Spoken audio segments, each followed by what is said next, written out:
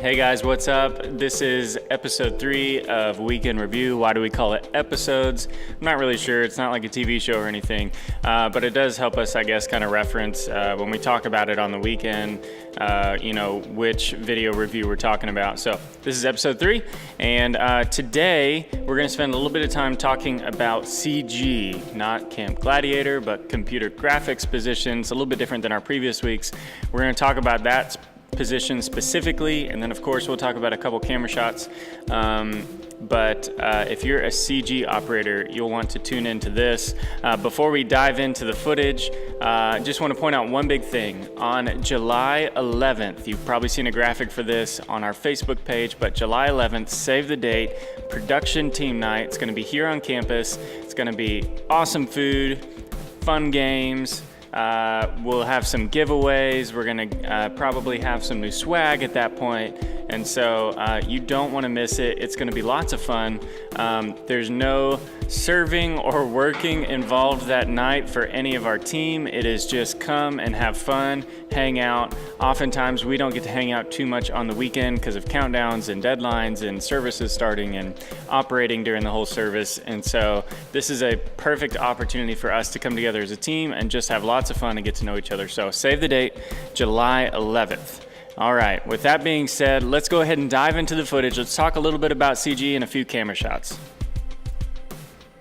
All right, so the first thing I want to talk about here is timing of our CG lyrics. I know that this can seem a bit picky, but this is a big deal when it comes to new people coming onto our campus, not knowing our songs.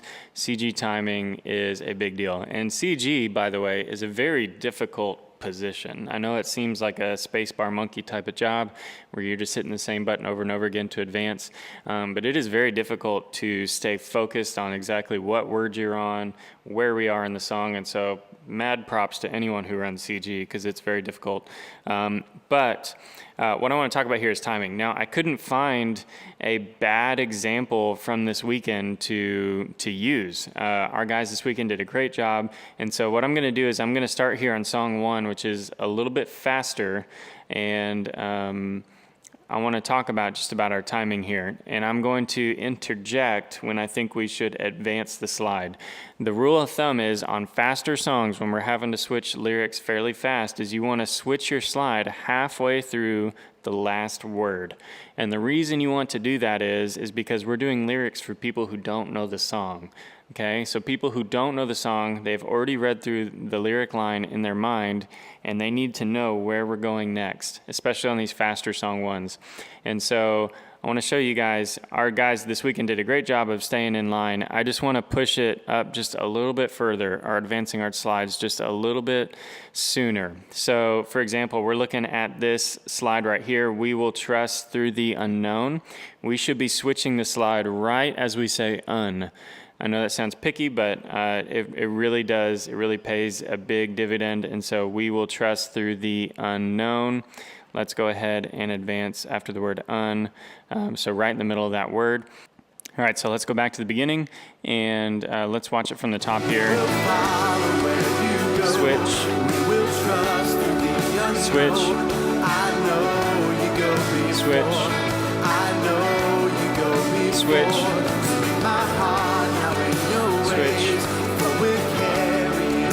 Switch. Switch.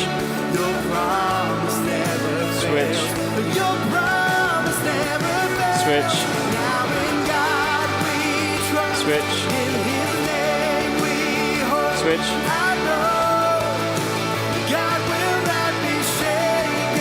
Switch. Switch. Switch. So you guys get the idea. Basically, we're looking for the middle of that last word on these faster songs. Now I'm going to show you another example of when we don't want to do that is on some of these slower songs. And a great example was song 3 from this last weekend. Because there is so much time between the last word of the last line and the first word of the next line, you want to leave your slide up longer. So you don't want to switch in the middle of the last word because it's a little too early. So let's watch that. My hope is built on nothing less. See, there's so much space between that line and the next one. We want to leave it up just like we did here. I dare not trust the sweetest frame. That timing was great. Gives us plenty of time to read ahead to see what the next lyrics are. That was fantastic. And so that's just to point a couple things out as far as lyrics go. Again, it's all for those new people coming onto our campus. We want them to feel comfortable, and giving them enough time to read the next lyrics, the next slides, goes a long way in making people feel comfortable. And so just something to point out there. Now, let's switch gears. We're going to look at a couple camera shots here. Couple things just want to point out very quickly. One is we just need to continue to focus on working on our focus. And let me show you just an example of why that's important with our back LED screen. We've got a beautiful slow push here, but if you see all the moire, depending on what your screen you're looking at right now, but you see all the moire, all the pixels you can see on the back screen, just because we're out of focus here on Miss Rolana. And so the back screen becomes a little warpy, and the closer we get, it actually makes it a lot worse, because the closer you get, the more out of focus you see you are. And so you'll see it start doing all sorts of funny stuff back here, especially up here.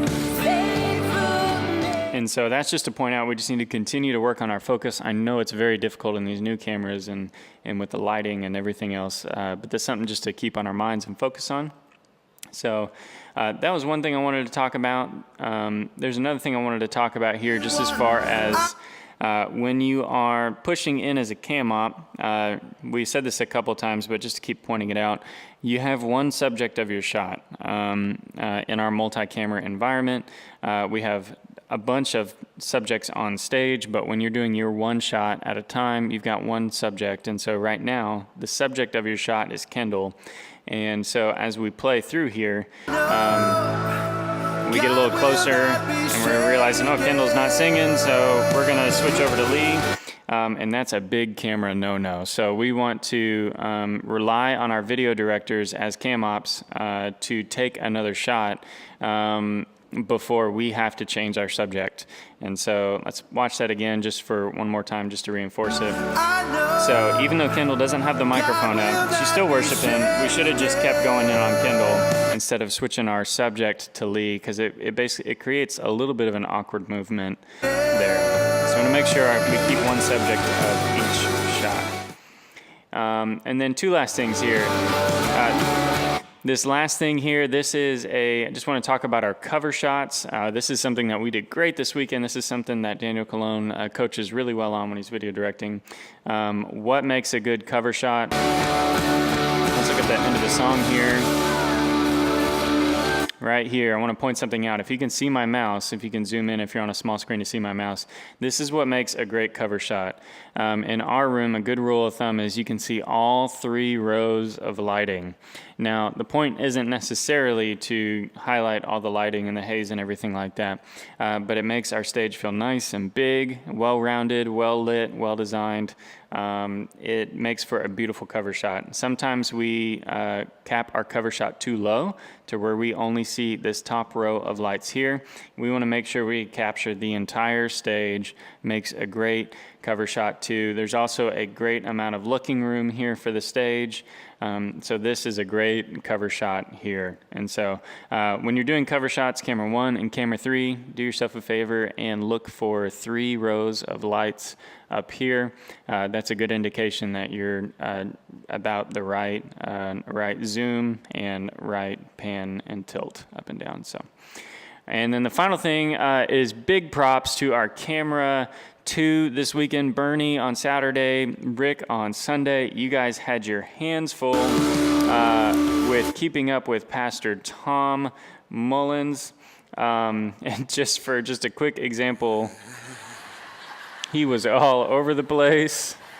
And look at that. She was running for me. Our camera 2s kept this guy right in the middle, kept him in focus. They didn't ever lose him once. And so major props to those guys. Let's watch that one more time. I mean, we typically don't get this type of movement on the weekend, and you guys rocked it. She was running for me in the kitchen, and she hit a corner, and I trapped her. And I went in. So we love Pastor Tom. We're so excited he came in this weekend. And so that's all I've got for today. Thank you guys so much for tuning into this. I hope it was helpful. Each week, like I said, we're just going to go over some stuff to help us make us better. And so anyway, I'm excited about the future, guys. Don't forget, mark your calendars, July 11th for production team night. And that is it. We'll see you guys later.